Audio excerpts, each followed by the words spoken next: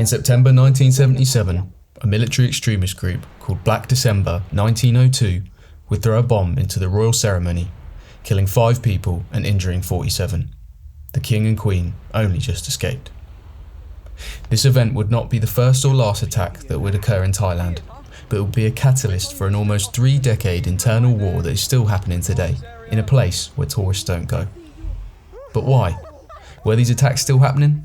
Was it really that dangerous for tourists? Or was it all just fear of past news? We wanted to find out, so we embarked on a 2-week journey to visit what are considered the most dangerous parts in the south of Thailand, to see how life really was there and learn why this part can't seem to shake its dark side.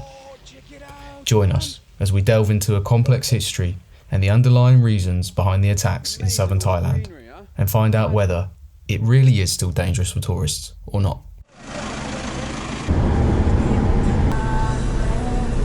We've been driving through these mountain roads and there's these blockades absolutely everywhere down here on the side of the road. I have no idea what they're for, but usually they have some kind of military kind of personnel on them, and there's like loads of weird places. Like, look, check here, we've got sandbags and little huts, and there's usually some guy with like an M16 or something, from what I can see. But yeah, these roads are super windy. We've been seeing tanks on the way and stuff, so maybe it's a little bit more dangerous than I thought, you know? I didn't think of Thailand like this, but... yes, she's got phone. So, after 4 hours in that minibus, we made it to Betong. We will go find a hotel, and then we're going to go explore this place.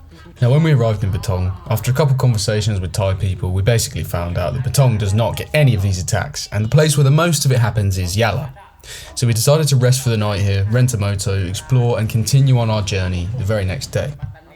Fortunately, we did actually find something interesting. The lady we rented from knew a guy who had written all about the history of Betong and had been given an award by the Thai princess. It was fascinating. I asked about the extremism here, and she said it had been a problem for almost a century. After that, we went exploring to the surrounding areas and spoke with some of the people to see if we could learn more. There was nothing really here, but we did find something extremely interesting. Here in these 3 provinces, over 70% of Thailand's total Muslim population lives, which is a fact that closely links in with the reasoning that one of the main extremist groups gives for the attacks here in these provinces. We'd find that out later on. On December the 15th, 2022, just last year gone, there were some bombings that happened over in a province called Yala, in a city called Yala. We've come to the 3 most dangerous provinces. Came to Betong and someone said, it's not. You should go to Yala or you should go to Pattani. So that's where we're off to. Join us on this next part of our journey.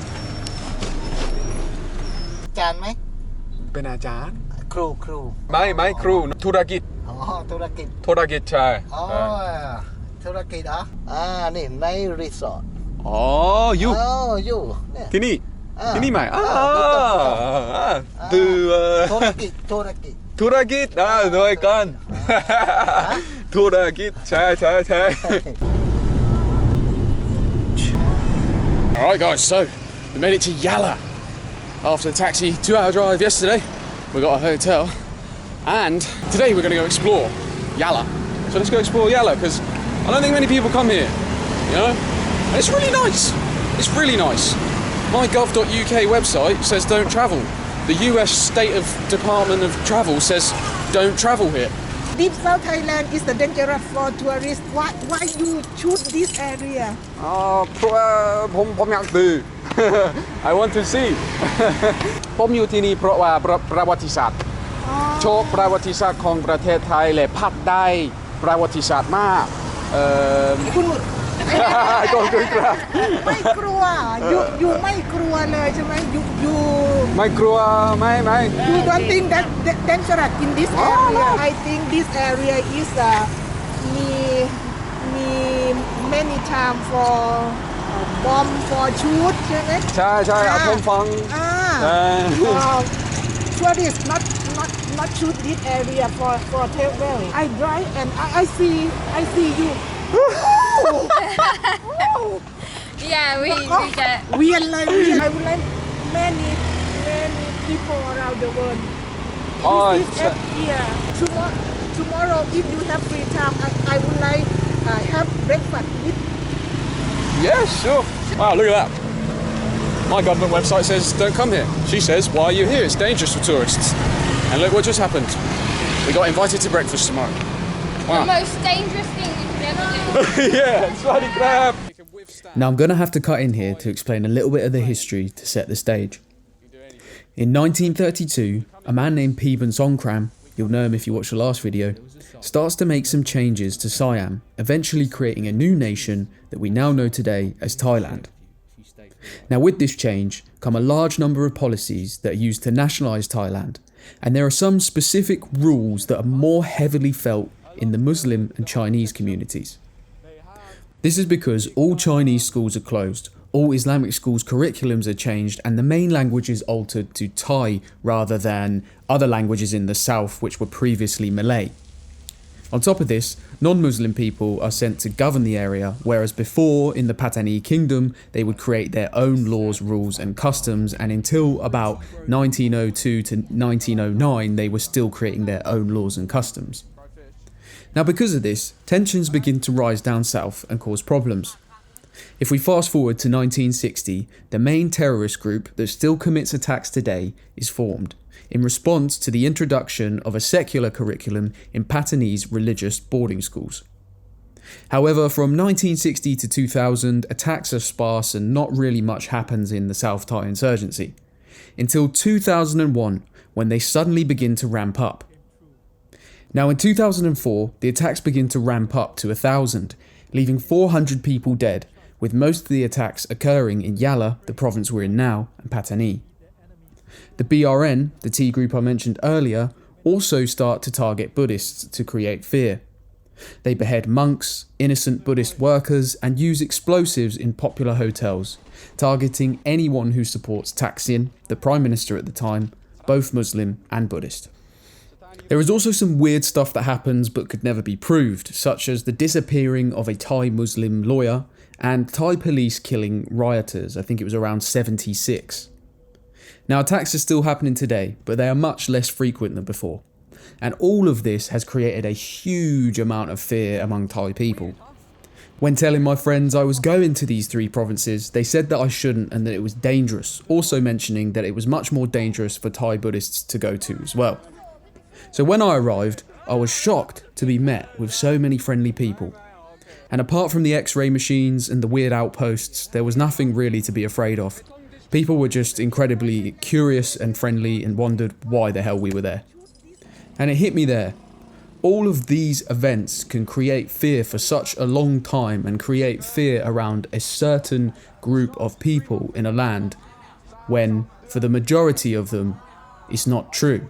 And only by travelling into these fearful locations can you then uncover the truth of what people go through in daily life there. Anyway, we explored Yala for a little more after, going through some of the interesting markets and meeting many people who offered us free food, even though I tried to pay, and were curious as to where we came from. I also learned a little bit more of the language. Farangin farang, huh? Bananas can't be gang. This is what I learned. Things can't be gang, people can be gang. But really, there was nothing to be worried about. Probably the most dangerous thing we found in the whole trip was a bridge that was extremely narrow and motorcycles drove over it, so you had to sort of dodge them. After soaking in the cracking view on this bridge, we decided to head back, but we had some problems. He's coming to get you. He's coming to get you. He's coming to get you. Come on, quick, quick, quick.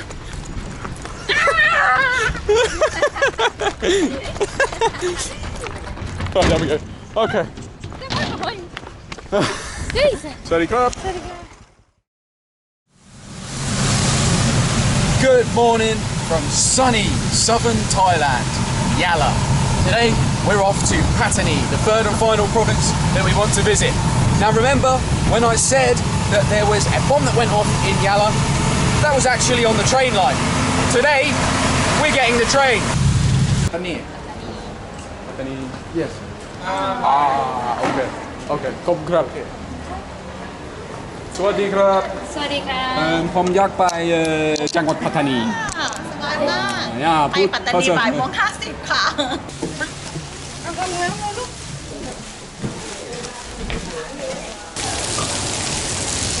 Guess how much it cost? Go on, I'll give you a moment. 8 baht. Oi, oi, we made it. Pattani. Here, now we gotta figure out a way to get to the town because it's quite far away from here. So, let's go do that and then find a hotel. Hey, why not, mate? Why not? Now you're probably wondering, why do these attacks even happen in the first place? Whether right or wrong, everyone has a reason for doing something, justifiable or not. Well, 300 years ago, in 1786, these three provinces, alongside some territories in Malaysia, belonged to the Pattani Kingdom, a predominantly Muslim kingdom with Islamic law and rules. Now this kingdom would hold back many Siamese invasions until 1786, when King Daksin Maharat was finally victorious in the Burmese-Siamese War. With the war out of the way and more resources and time, Daksin would send King Rama Nung, King Rama I, to seek submission of the Pattani Kingdom. Now I'm not sure they took very kindly to this request, so a battle occurred and they were defeated. But weirdly, Siam didn't really take full control or full power until 1902. Siam had authority and control, but the state was independently run by its own Pattani king and had different laws and different customs. Throughout this 200-year period, the Pattani sultans would send what's called bangamas to show that Siam asserted power over Pattani, but it was still run as an independent state. It's a bit weird, I don't really fully understand it. Anyway, in 1902 to 1909, it was confirmed that Siam had full control. Now here's where it gets interesting and links in with our story. In 1909, the Anglo-Siamese Treaty saw Siam give up Kelantan and 3 other states to British Malaya.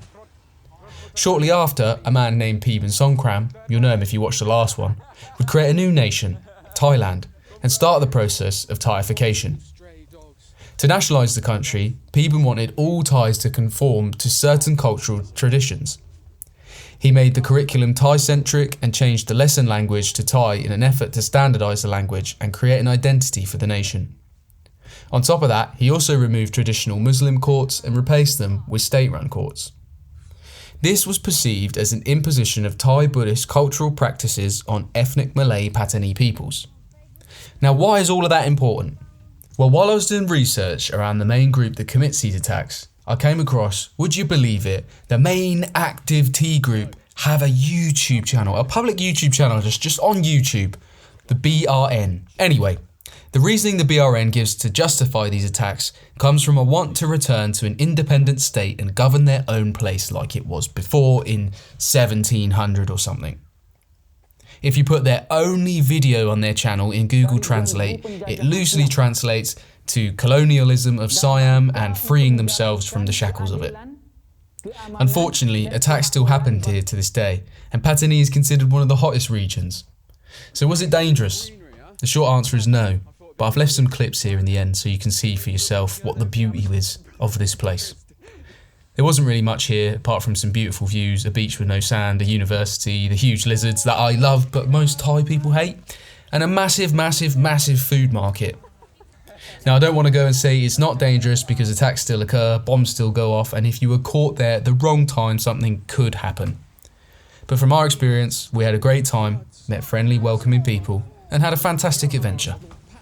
Unfortunately, my Thai is not good enough yet to ask the questions I want to ask, so I will return to these provinces again. But until that day comes, I hope you enjoyed learning about the dark side of Thailand you probably never knew existed.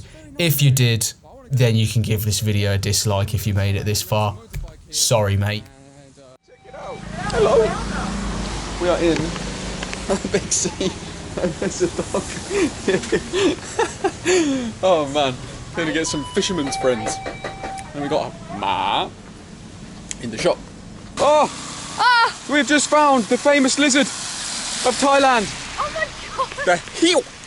Apparently that's a nasty word as well to say. But check it out, it's huge! Oh, check it out, man! Wow! Yes, we will. Yeah, maybe 4. Amazing, all the greenery, huh? Imagine, I thought it'd be a good idea to get a drone out. It'd make you look like you're going over the Amazon rainforest if you did it at a certain depth of field. Oh, it's so good to see you, mate. God save the king. Oh, my leg. We made it back. Thanks, babe. That's okay. Oh no, I spilled watermelon juice on the sheets. Oh.